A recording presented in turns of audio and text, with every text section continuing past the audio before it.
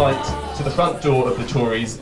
And as I was saying to you earlier, Caroline, it is an absolute delight to see you on Newsnight, on Question Time, absolutely demolishing whichever poor Conservative or Liberal Democrat they put up against you.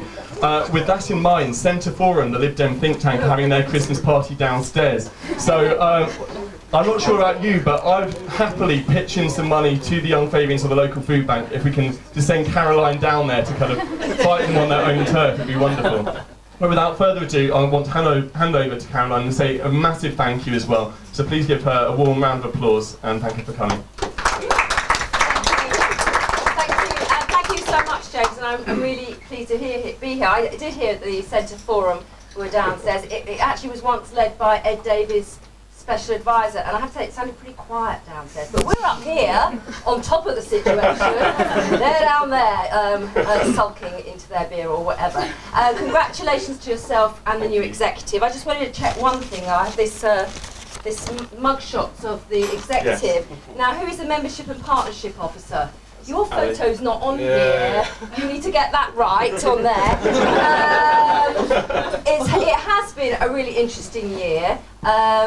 I have to say, you know, you think you sort of, you know, what marks you out of making it in politics? Is it the speech you made? Is it the legislation you took through? No, it's when you could be identified as a friend of Thomas the Tank Engine. So just the other week, the Daily Mail produced looky-likeys for Thomas and his friends. David Cameron is apparently Thomas's friend Spencer. Ed Miliband is Thomas's friend Ferdinand. And I am Thomas's friend Emily because we share a saucy smile. So that's really made my year. It certainly has. Talking about, you know, actually I'm really quite a shy and retiring person. I'm really a nice person, you know. And a Times journalist the other week on his blog referred to me as watching Caroline take on Ed Davey at the dispatch box is like watching Cruella de Vil skinning puppies. I love puppies, but I did take the opportunity that when I went to an event at the House of Commons the other week, which was to celebrate the Dogs Trust's 35th anniversary of coining the slogan, "A dog is for life and not just for Christmas," and that means the Huskies too, David Cameron. I did take the chance to have a photograph of myself with a Santa hat, surrounded by toy Dalmatian puppies, and sent it to the journalist in question on that. But you know, it has been an amazing year, and I suppose if I was here last year, one of the questions you might have been asking me is, Caroline, where are the policies? We need some policies. Well, I hope you will all agree that not just on energy, but on childcare, on apprentices, in recent weeks on payday loans and a whole host of other areas, and housing as well, really important across the country. We have been coming up with the ideas, and not just coming up with ideas, but also asking people to help us shape those ideas as well. And I think that's a really good place for us to be, because I've always said, you know, since we lost the 2010 general election, that, you know, part of being in opposition is, one, to hold the government to account at every opportunity. And that does mean what we do both inside and outside Parliament, being available to be on the media, never empty chairing a situation at all. But also, it requires coming up with ideas as well.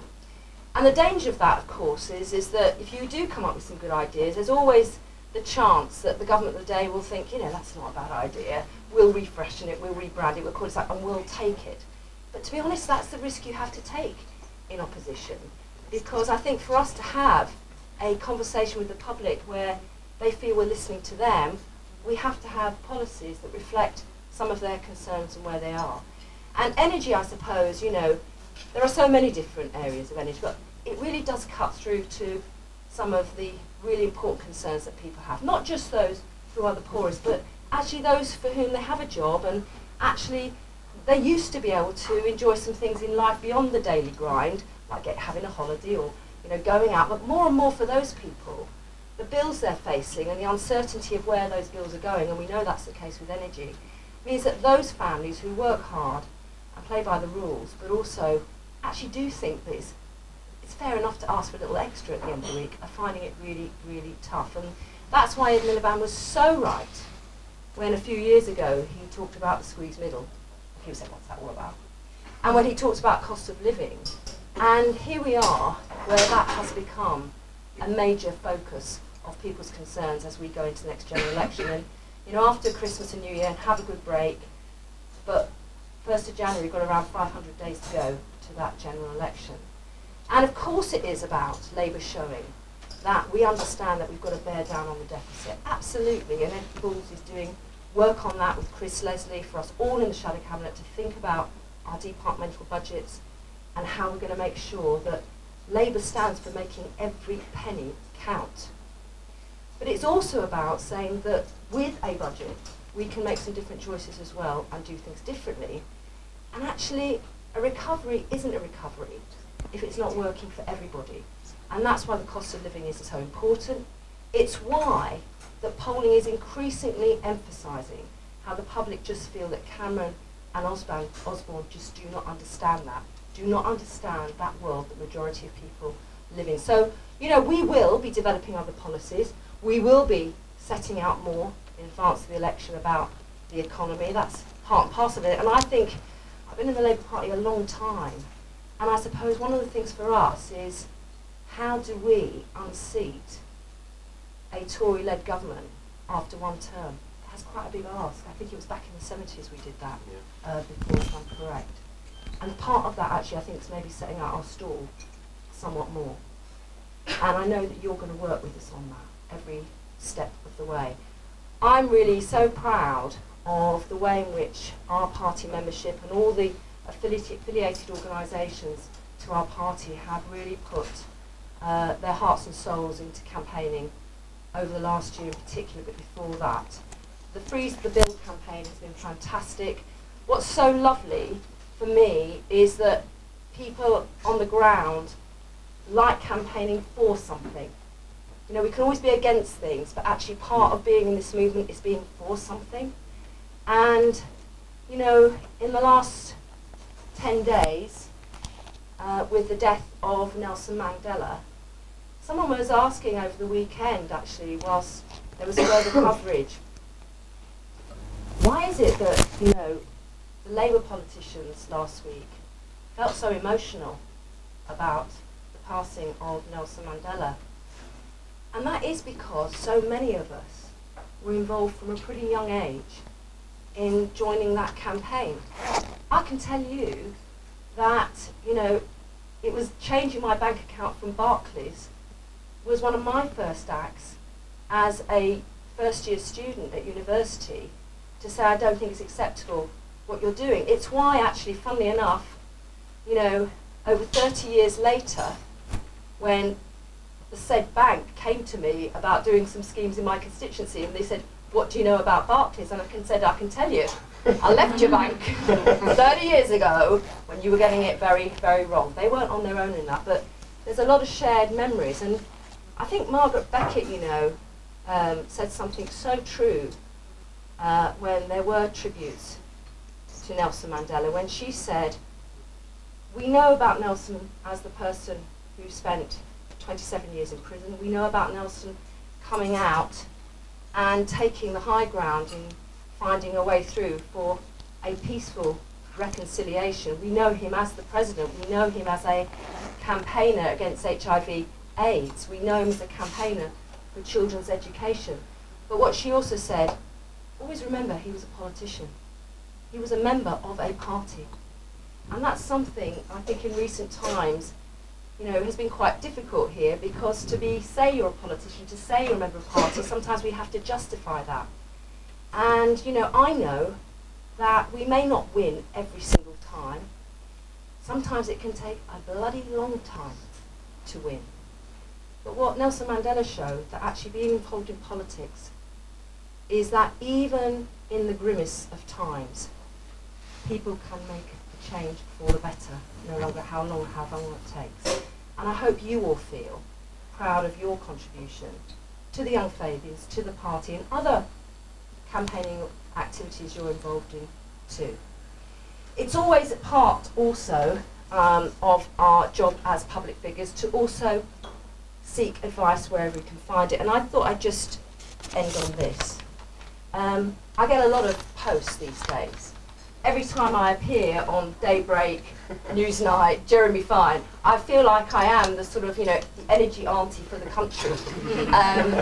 I don't know, James, I don't know where this film is going, but if it's going broadcast, I'll probably get another one. So I'm not going to say who, but I even had a member of the Shadow Cabinet ask if I could sort out, I was going to say the gender of the person, the bill for them. Anyway, so it's a bit of an occupational hazard these days. But you know, people do get in touch and they do want to share their advice, and sometimes they get in touch and want me to pass on advice as well. And I thought I'd just share this with you. This is a true letter that I received, and it was about some advice that this person wanted me to pass on to Ed and the Labour Party to help us succeed.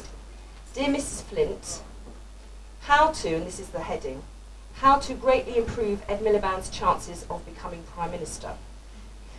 I would suggest that Mr. Miliband's chances of becoming PM are suffering because the media wants Cameron re-elected, which is a horrifying thought. I think we'd all agree with that. So far, so good. Mr. Miliband would greatly benefit from training in Shokotan karate.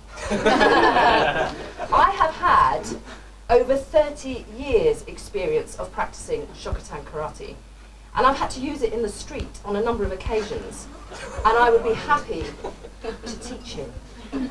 When Mr. Miliband becomes PM, hooray, and has to meet President Putin of Russia, who, brackets, is a judo expert himself, President Putin would detect martial arts capability in Mr. Miliband. And there would be a lot more respect as a result. Well, if you see Ed walking with a certain spring in his step, darting his eyes from one side to the other, a little bit of hand action there, he may have actually taken up that advice.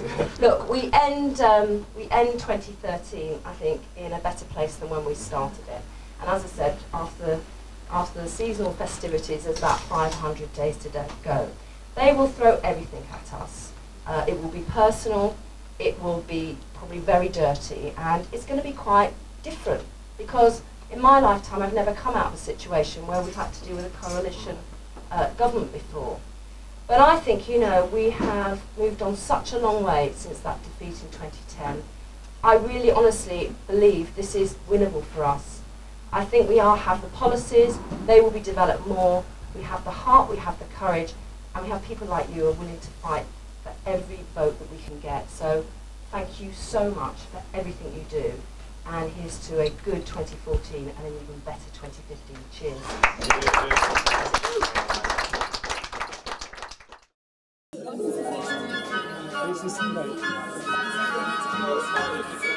Christmas social raffle, which I know you've all been waiting for desperately. We've got a selection of excellent prizes which will be wrapped up. They're Secret Santa prizes. Lorna, would you like to draw the first ticket?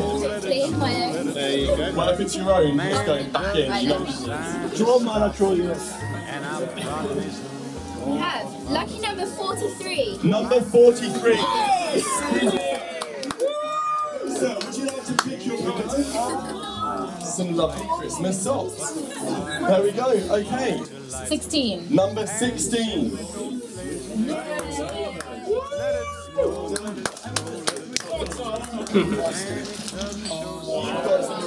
Chocolate. 71. Number 71.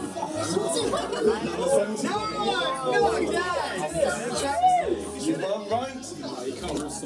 Oh yes. You've got a book by Tony Day. There we go. Congratulations. 67. 67.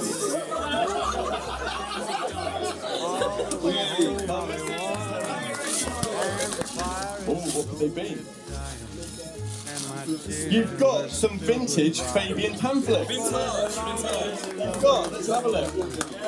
Euro-communism, reforming the tax system, and a de-industrialised Britain. Ladies and gentlemen, this is 83. 83.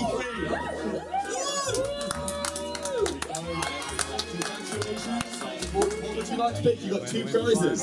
What did Mum and Dad get you? It's the Labour Press Party Office Annual Conference 2013 Writing Notes. I think they got a signed by Ed Balls. You won. So we talk about Chris. Absolutely. Look at that. Chris, I think hats off. That kind of beats that piggyback that Ed Balls signed that you won once. You can go in your cabinet of bizarre prizes to win.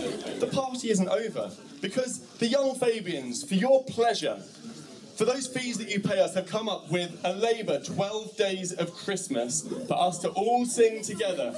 And I've got the microphone. Alex, would you pass your wallet and hand them round? Dan Young, get a copy of the 12 Days of Christmas. Good. We want to be working together.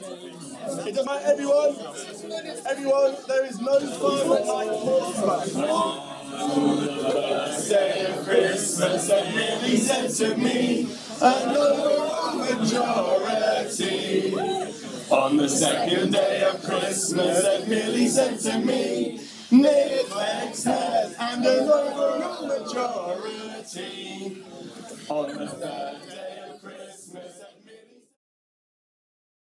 Millie on the 12th day of Christmas, and Millie said to me, Socialist Utopia, no coalition, more homes are building, out guarantee, coming out of office, Labour Mayor of London, low vote from Scotland, one nation, energy frozen, no bedroom tax, Nick Legs head, and another majority.